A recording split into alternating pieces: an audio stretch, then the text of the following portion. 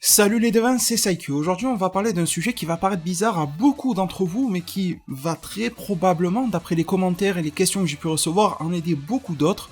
Est-ce que vous savez que Dragon Ball Super continue depuis son arrêt en animé à la fin du tournoi du pouvoir après l'épisode 131 ? C'est une question réelle et sérieuse.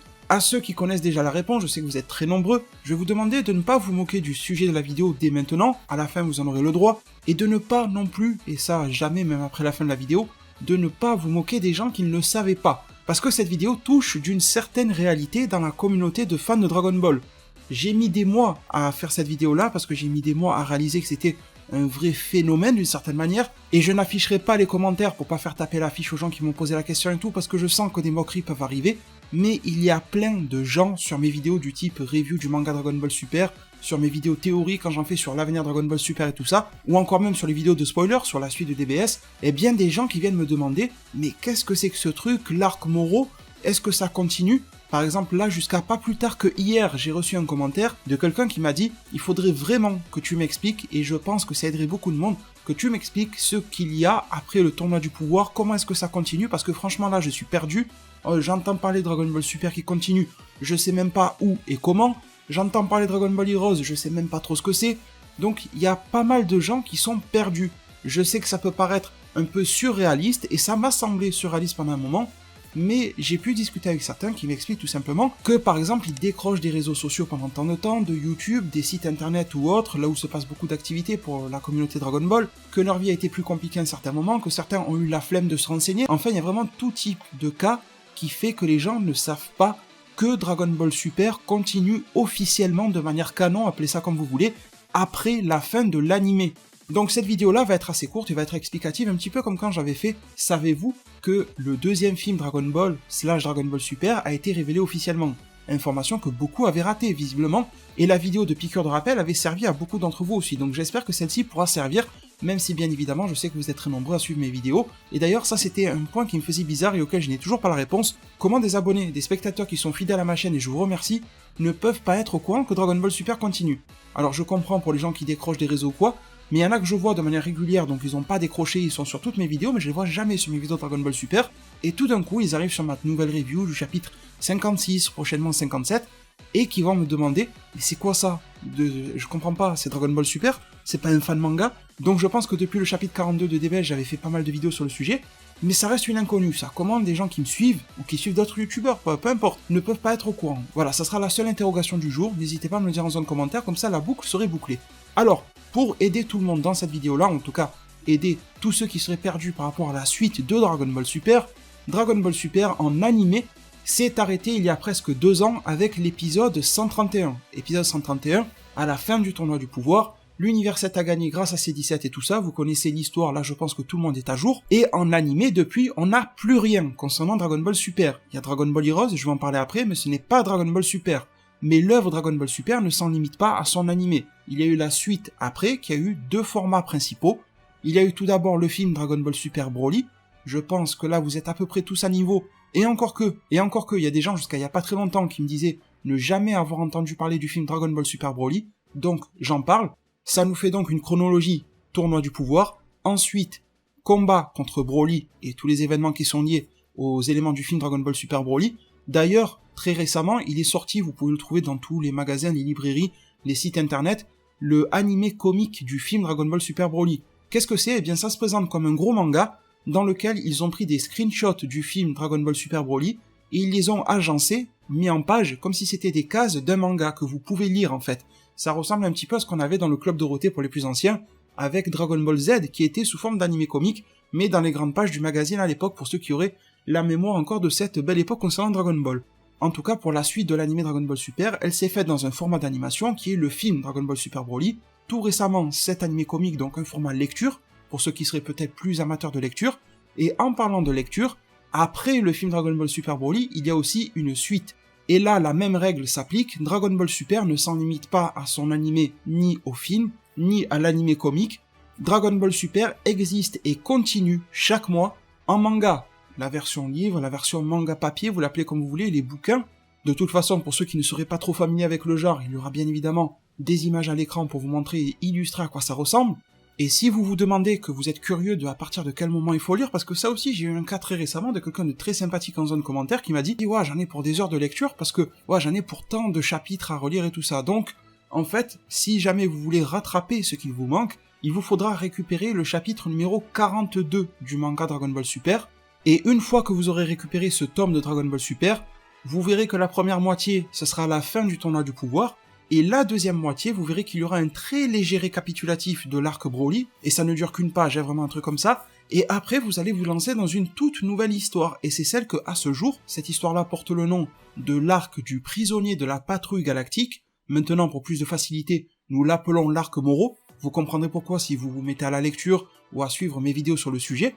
Ça fait plus d'1 an que cette histoire-là a été lancée dans le manga Dragon Ball Super, après l'arrêt même de l'animé, après la sortie du film Dragon Ball Super Broly et tout ça, ça a continué, ça ne s'est jamais arrêté, et là, au moment où je vous parle, nous attendons le prochain chapitre, le numéro 57, donc vous voyez, vous devez lire à peu près de la deuxième moitié du 42 jusqu'au 57, ça fait quand même pas mal de matière maintenant, et chaque chapitre sort aux alentours du 20 de chaque mois, il y a même une plateforme légale, je vous mettrai le lien en description, qui permet de le lire en anglais et en espagnol.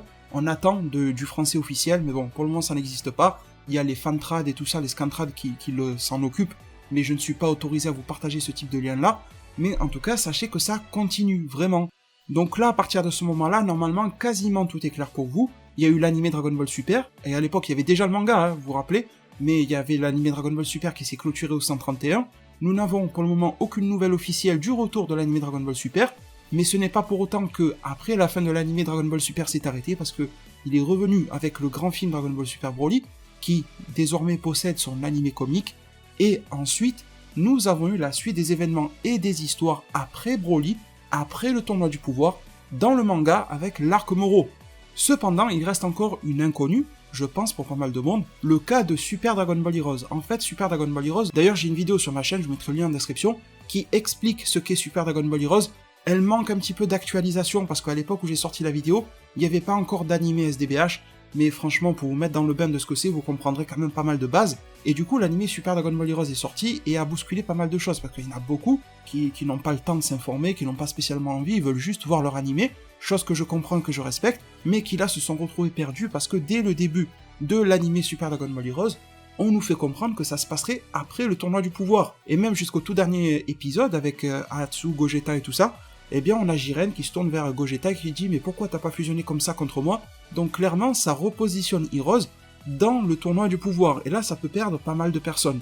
Alors en fait, ce qu'il faut comprendre, c'est que la chronologie de Dragon Ball Super et celle de Super Dragon Ball Heroes, leurs histoires, le canon si vous voulez, eh bien ne sont pas les mêmes, ce sont deux choses indépendantes, deux choses qui n'ont rien à voir.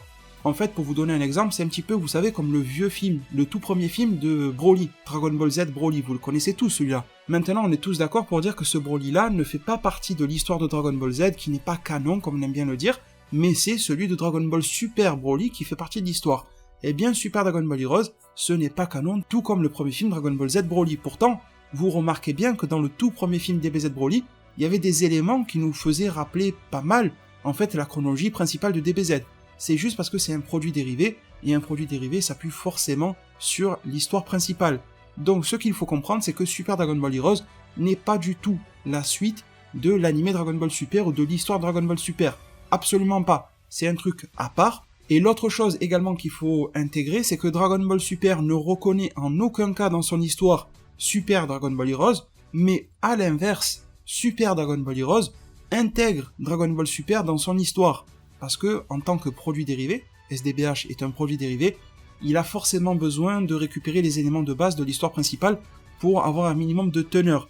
Du coup les devins, nous en arrivons à la fin de cette vidéo-là, je veux pas la charger de trop d'éléments, j'espère que maintenant tout est clair en termes de ce qu'il y a après l'animé. Il y a pas mal de choses malgré tout, même si c'est vrai, c'est clair que l'on attend tous de pied ferme le retour de l'animé, un énième film, etc. C'est clair, mais il y a quand même des choses à se mettre sous la dent concernant la vraie, si vous voulez, histoire de Dragon Ball Super qui continue. À ce jour, on ne sait pas jusqu'où ça va aller pour l'arc que l'on est en train de lire dans le manga. On ne sait pas de manière officielle s'il y aura un arc après celui-ci, on ne sait pas quand est-ce que cet arc-là va s'arrêter. Donc il reste encore pas mal de choses à découvrir. Il se pourrait également que le deuxième film Dragon Ball Super fasse parler de lui très vite, qu'un nouvel animé, pourquoi pas, qui vienne adapter l'arc Moro, que certains d'entre vous n'ont pas voulu lire ou ne savaient pas qu'il existait et ne l'ont donc pas lu, pourrait être adapté en animé, mais on n'a pas de date. Donc pour ceux qui attendent que l'anime arrive, vous avez du courage parce qu'en fait, ça fait plus d'1 an et quelques que vous ne lisez pas le manga en attendant l'anime, mais il ne vient pas, comme vous l'avez constaté, donc je ne peux que vous conseiller de lire. Et c'est pas plus mal aussi comme format, ça fait passer les émotions d'une autre manière et tout ça.